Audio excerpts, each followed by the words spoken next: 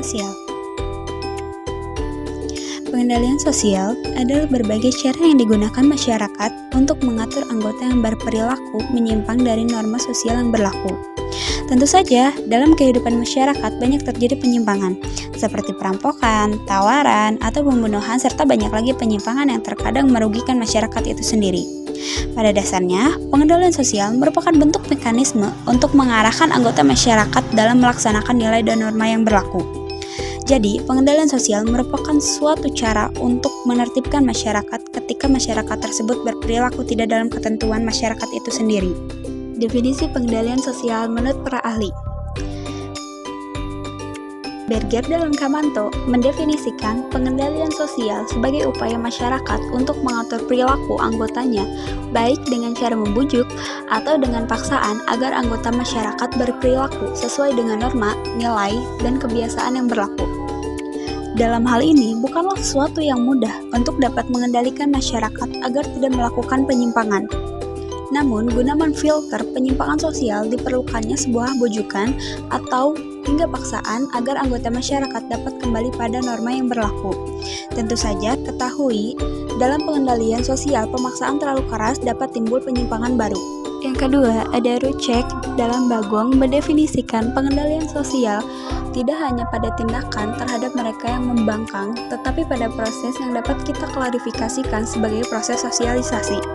Banyak hal yang terjadi di masyarakat, terutama masyarakat modern saat ini, banyak kasus penyimpangan sosial yang terjadi, seperti perdebatan yang panas antara public figure sehingga menghasilkan sebuah konflik yang berkepanjangan. Maka dari itu, pengendalian sosial merupakan sebuah klarifikasi dari anggota masyarakat yang mengalami konflik itu. Yang ketiga, ada Figure dalam Kolib menyatakan pengendalian sosial adalah titik kelanjutan dari proses sosialisasi dan berhubungan dengan metode yang digunakan untuk mendorong seseorang agar berperilaku selaras dengan kehendak masyarakat yang jika dijalankan secara efektif, perilaku individu akan konsisten dengan tipe perilaku yang diharapkan. Proses sosialisasi ini menjadi sangat penting untuk mengingatkan satu sama lain sehingga kelompok masyarakat tetap berada di jalur yang sudah ada. Menurut Rucek, proses pengendalian sosial dapat diklasifikasikan dalam 3 tipe. Yang pertama, ada pengendalian sosial antar individu dan individu. Bisa kita lihat sebagai contohnya adalah suami dan istri, yang dimana mereka saling mengawasi agar perilaku penyimpangan tidak terjadi.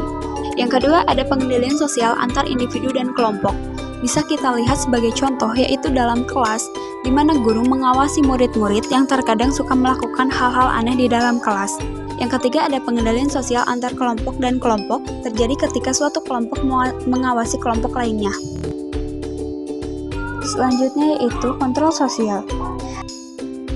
Ada 4 unsur utama dalam kontrol sosial internal, yaitu kasih sayang, tanggung jawab, keterlibatan atau involvement, keyakinan atau belief.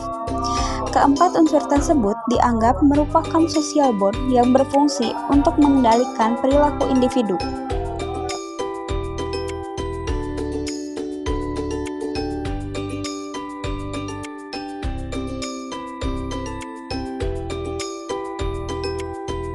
Yang pertama, ada kasih sayang. Kasih sayang merupakan sebuah ungkapan yang dimana tindakanlah yang lebih dilihat, karena terlalu lebarnya tentang definisi kasih sayang itu sendiri. Sehingga, dalam hal ini tidak ada definisi yang menggambarkan bagaimana bentuk kasih sayang itu sendiri. Seperti kasih sayang dari orang tua terhadap anaknya, kasih sayang seorang ibu yang sepanjang masa, di mana penerapan ini bisa menjadi kontrol sosial untuk anak. Dengan anaknya, kasih sayang anak akan mudah untuk diatur, sehingga tidak melakukan hal yang menyimpang, serta kekuatan yang muncul dari hasil sosialisasi dalam kelompok. Sehingga individu memiliki komitmen yang kuat untuk patuh terhadap aturan. Yang kedua, ada komitmen atau tanggung jawab. Tanggung jawab merupakan hal yang terkadang individu kesulitan untuk menjalankannya. Karena terkadang tindakan setiap individu itu ada konsekuensinya, sehingga individu selalu diawasi agar tidak melakukan hal-hal yang menyimpang. Tanggung jawab menjadi sangat berat dirasakan jika individu tidak melakukan kesalahan, tetapi dia yang dipaksa untuk menanggungnya. Bentuk komitmen ini antara lain berupa kesadaran bahwa masa depannya akan suam apabila ia melakukan hal yang menyimpang dari dan keluar dari nilai norma yang berlaku. Yang ketiga, ada involvement atau keterlibatan. Keterlibatan mendorong individu untuk berperilaku partisipatif dan terlibat di dalam ketentuan yang telah ditetapkan oleh masyarakat. Intensitas keterlibatan seseorang terhadap aktivitas normatif konvensional dengan sendirinya akan mengurangi peluang seseorang untuk melakukan tindakan yang melanggar hukum. Karena adanya kontrol sosial yang berlaku di masyarakat membuat individu menjadi lebih waspada untuk bertindak dari tindakan yang menyeleweng di lingkungan masyarakat.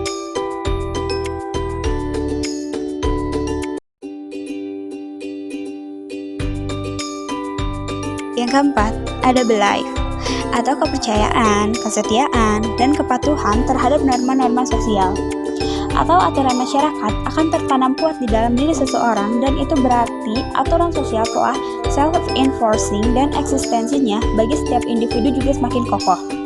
Kepercayaan secara penuh akan menjadi pola dasar pemikiran seseorang guna untuk tidak melakukan pelanggaran yang dapat membahayakan diri sendiri dan bagi orang lain.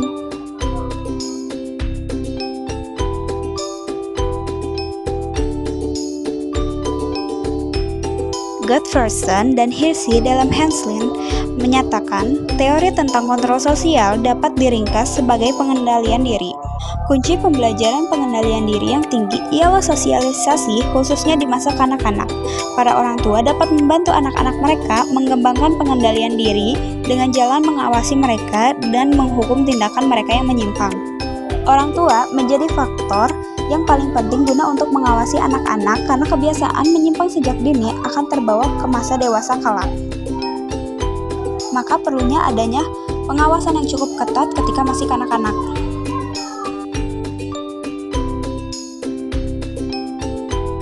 Yang selanjutnya ada lembaga pengendalian sosial.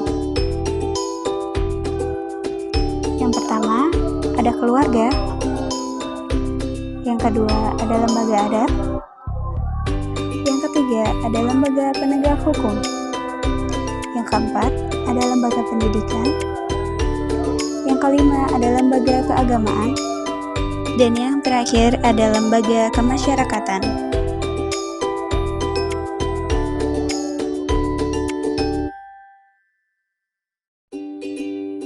Yang selanjutnya ada bentuk pengendalian sosial.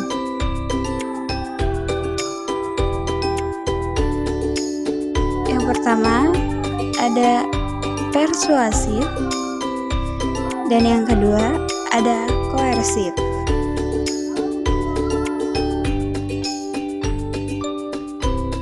Selanjutnya ada teknik pengendalian sosial.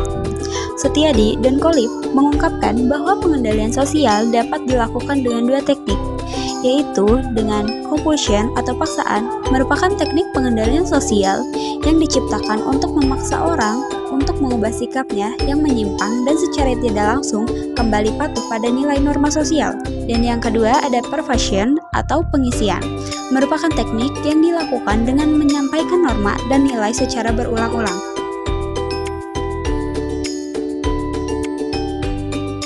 Menurut Sukanto, teknik persuasion ada dua. Yang pertama, pengendalian preventif merupakan suatu usaha pencegahan terhadap terjadinya gangguan-gangguan keserasian, antar kepastian, dan keadilan.